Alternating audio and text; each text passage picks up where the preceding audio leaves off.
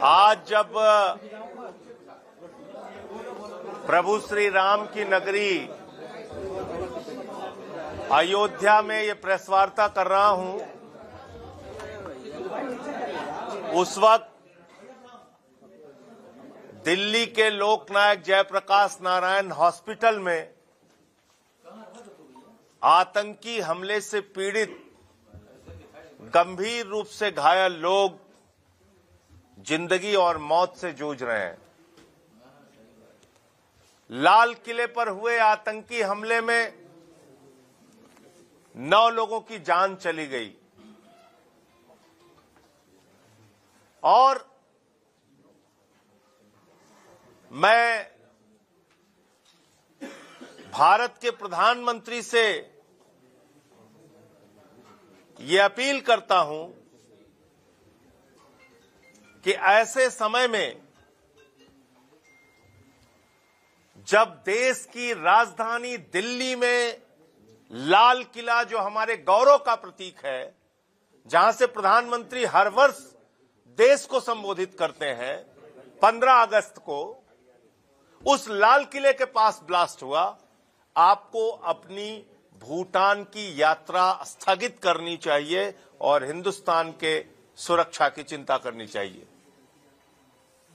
लेकिन यह संवेदनहीनता की पराकाष्ठा है कि प्रधानमंत्री जी इस वक्त भूटान के अंदर जन्मदिन, राजा के जन्मदिन के कार्यक्रम में शामिल होने पहुंच गए, वहां से भाषण दे रहे हैं।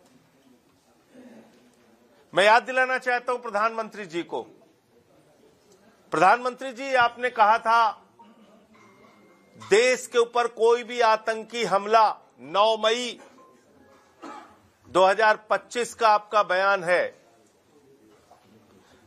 देश के ऊपर कोई आतंकी हमला युद्ध माना जाएगा। यह आपका बयान है, मेरा बयान नहीं है। आपने देश के सदन में कहा था पाकिस्तान का डीजीएमओ आपसे गिड़गिड़ाया, तब मैंने आपसे कहा था प्रधानमंत्री जी हमारी बहनें भी तो गिड़गिड़ा रही थी पहलगाम में, उनकी बात नहीं सुनी गई।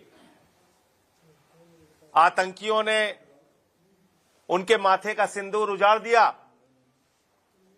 वो भी गिड़गिड़ाई थी, रोई थी, लेकिन आपने पाकिस्तान के ऊपर भरोसा किया, आपने ट्रंप के ऊपर भरोसा किया, आपने सीज फायर करके भारत की सेना जो पाकिस्तान को नेस्तनाबूद कर सकती थी उसको रोकने का काम किया। और आज जो आतंकी हमला हुआ है लाल किले के पास, उसमें किसका नाम आ रहा है? जैसे मोहम्मद।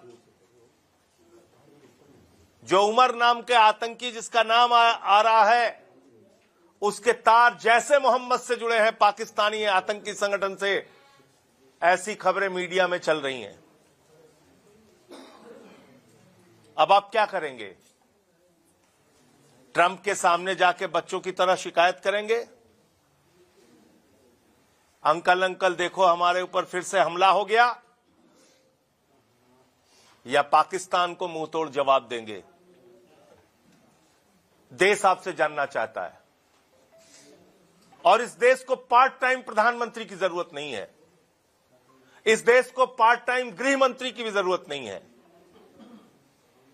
आप आधे से ज्यादा समय तो देश के बाहर घूमते रहते हैं, तो देश की चिंता आप कब करेंगे? आपका गृह मंत्री अमित शाह, वो तो पूरे देश में घूम घूम के सरकार तोड़ने, बनाने, चुनाव के प्रचार, उसमें व्यस्त रहता है, तो देश की सुरक्षा की चिंता कैसे करेगा? वो बिहार के चुनाव में व्यस्त थे। फरीदाबाद में सैकड़ों किलो विस्फोटक पाई जाती है कल ही, और उसके बाद लाल किले पे हमला हो जाता है, वहां ब्लास्ट हो जाता है। तो क्या इसका मतलब जो खुफिया जानकारी आपके पास थी, जिसके आधार पर फरीदाबाद में इतना बड़ा विस्फोटकों का जखीरा, हथियारों का जखीरा पकड़ा गया, क्या उसके बाद भी आपने कार्रवाई करने में हीला हवाली की और कहां की? ये देश आपसे जानना चाहता है।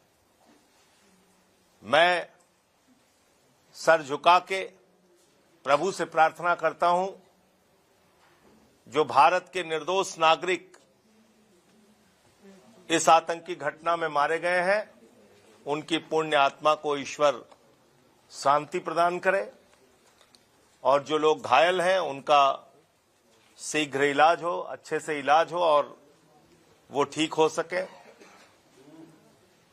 मैं सरकार से चाहता हूं कि वो इसमें सख्त से सख्त कार्रवाई करें और जो लोग इसमें शामिल हैं उनको ऐसी सजा मिले जिससे पीढ़ियां उस बात को याद रखें।